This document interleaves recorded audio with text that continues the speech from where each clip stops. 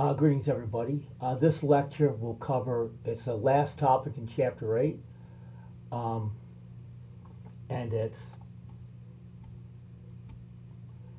deals with what's called the center of mass, and what is an abbreviated CM.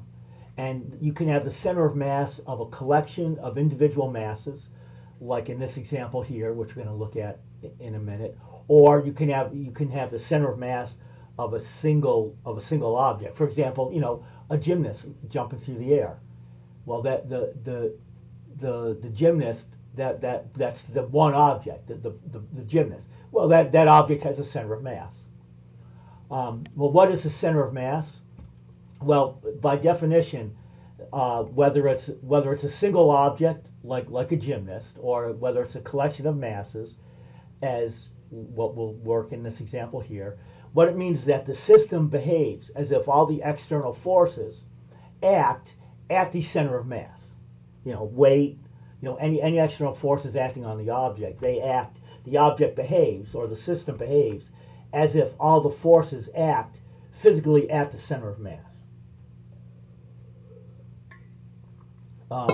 And for example, now if you have a uniform object, when we say uniform, we mean uniform density, meaning that identical, for solid objects, we're only going to deal with uniform solid objects. So by that, when we say uniform, we mean the density is distributed uniformly, meaning that identical pieces of the object, meaning identical, meaning they're the same shape, exact same size, they will have the exact same amount of mass. And that for a uniform object, for example, like a rod or a sphere or a cube, for any uniform object, the center of mass lies at the actual geographical or geometrical center of the object. So if you have a sphere, whether it's hollow or solid, the center of mass is physically at the exact center of the sphere. For a uniform cube, the center of mass is at the actual geometric center of the cube. For a uniform rod, the CM is right at the center of the rod, halfway between. And for everything that we'll see, because gravity is constant over the mass distribution, for example here, gravity is the same whether it's acting on M1, M2, or M3, meaning gravity is constant over the mass distribution. Then the center of mass is also referred to as the center of gravity. And so for everything that we'll see, the CM and the CG, the center of mass and the center of gravity, are the same. So we'll worry about uniform objects in a minute. But for the most part, for any uniform object, a uniform sphere, cube, a uniform rod, the CM will be at the geometrical center of the object. But what about a collection of individual masses, as in this figure here, where M1 and M2 and M3, they're fixed relative to each other. And here they're on this XY coordinate system in meters. M1 is located at the point 1, 0, X, Y, the ordered pair. So M1 is located at 1, 0. M2 is located at 2, 0. And M3 is located at 0, 2.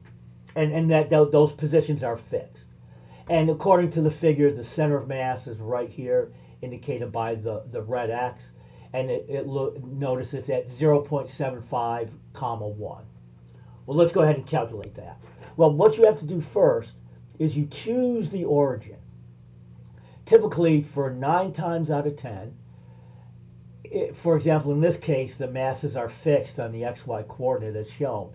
Well, let's choose the actual origin as the origin.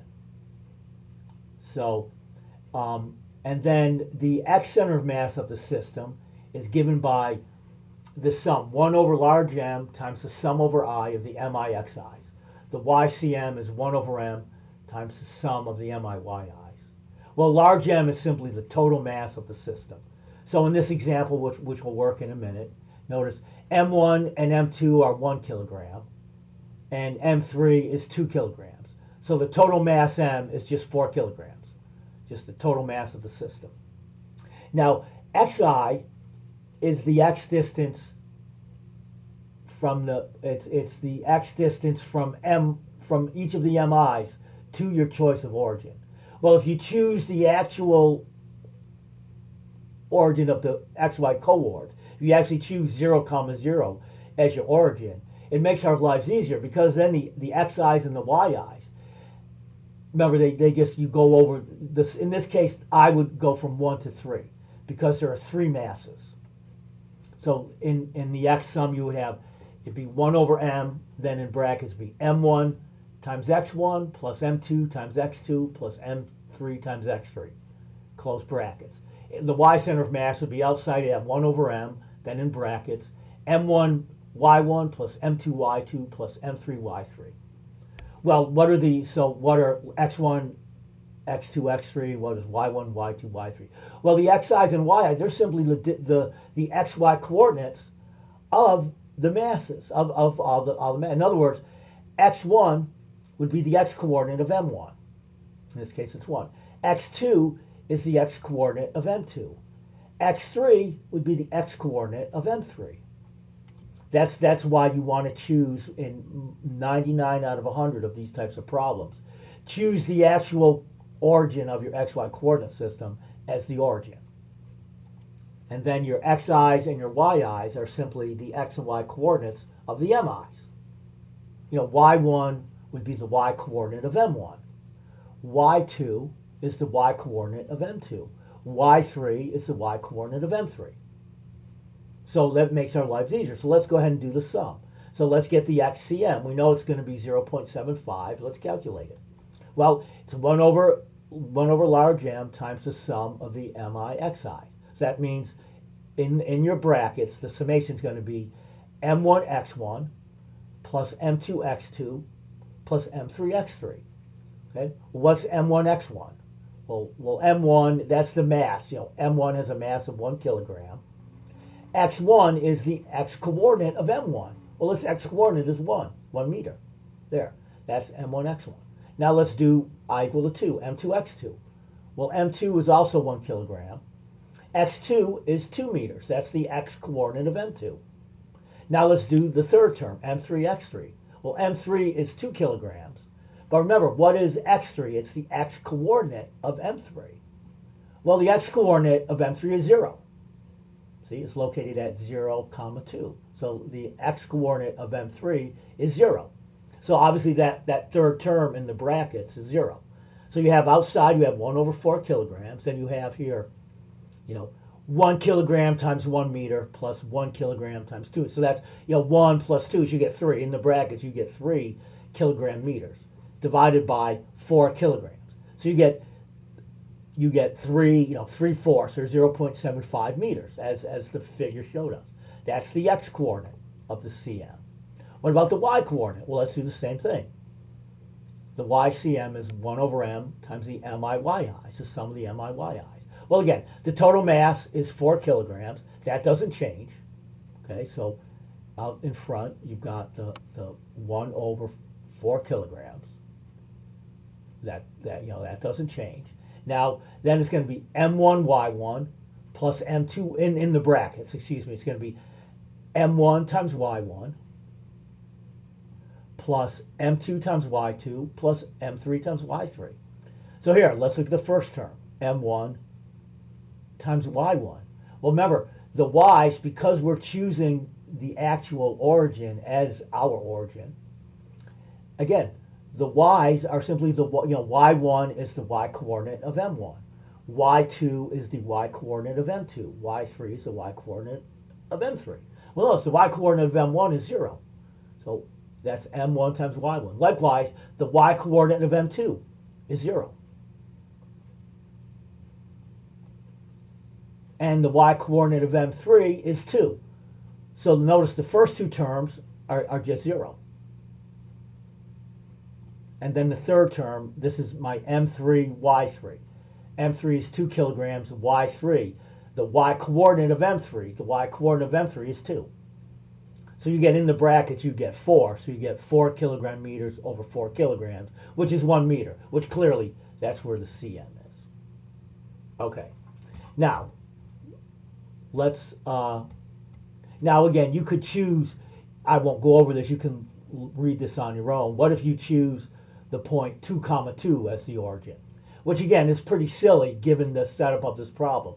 But no matter where you choose the origin, the CM is fixed because M1, M2, and M3, they can't move. So the CM is indicated by that red X. Doesn't matter where you choose the origin. It's always going to end up right there. So it's best 99 times out of 100, just choose the actual origin as the origin. Well, now let's look at another example. Let's look at the CM of a water molecule. And water, which is, you all know is H2O, it's an oxygen atom with 2 hydrogen atoms bound to it, as shown below. The length of the bonds is 0.1 nanometers. And the angle between the bonds is 106 degrees, meaning each of the angles with respect to the vertical is 53 degrees. And our goal is, well, so we know the angle between the two bonds, in other words, between this bond and this one. That angle is 106, meaning that the angle each bond makes with respect to the vertical is 53. And L is 0.1 nanometers. I want to find the X and Y coordinates of the center of mass of the H2O molecule. Well, in this case, I'm going to choose the exact center of the oxygen atom as my origin, as shown right here. I've got, here's my X, here's my X and my Y, and I'm choosing the center of the oxygen atom to be my origin. Now, in terms of the atomic masses, the mass of the oxygen is 16 AMUs. The mass of each hydrogen is 1.008 AMUs. Okay. Now, again, and then so those are the masses, the atomic masses. I'm choosing the center of the oxygen atom right there as my origin. So by symmetry, now this is what's known as a symmetry argument. I know based on symmetry that because, again, our origin is the center of the oxygen atom. Each of the hydrogen atoms, the bond lengths are the same. Those two angles are the same. So I know that the center of mass of the H2O molecule is going to be on the negative y-axis. And so I'm indicating it right there. That's where the CM is. So I know right away the XCM is 0. I don't even have to worry about it. Because by symmetry, it's going to be, the CM is going to be right on the negative y-axis. It shouldn't require a great deal of thought. Okay, so now so my three objects, my M1, M2, and M3, well, they're the two hydrogens and the oxygen. But I don't have to worry about any of this. Again, I know right away the XCM is 0. Now, what is the YCM? Well, the YCM is 1 over M, 1 over large M times the sum of the MI highs.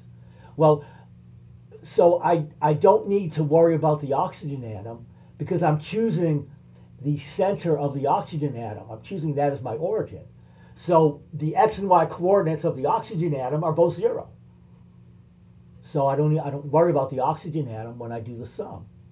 So 1 over the total mass. Now remember, the oxygen atom figures in the total mass of the system. Remember, because it's 1 oxygen, so 16 plus then 2 hydrogens. So the total mass is 18.016 AMUs. Okay. Now I have to multiply by 2 because I need to get the Y coordinate of each hydrogen atom. Well, it's symmetry. It's identical, so that's where the 2 comes in.